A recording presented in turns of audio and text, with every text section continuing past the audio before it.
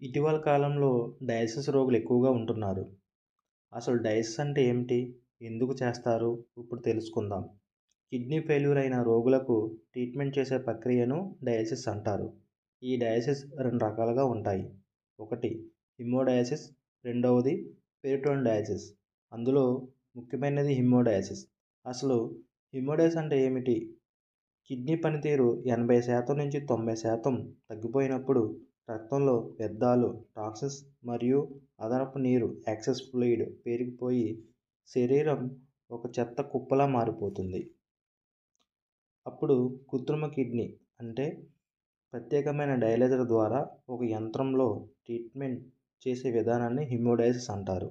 సాధారణంగా ఈ ట్రీట్మెంట్ వారానికి 2 నుంచి 3 సార్లు ఉంటుంది.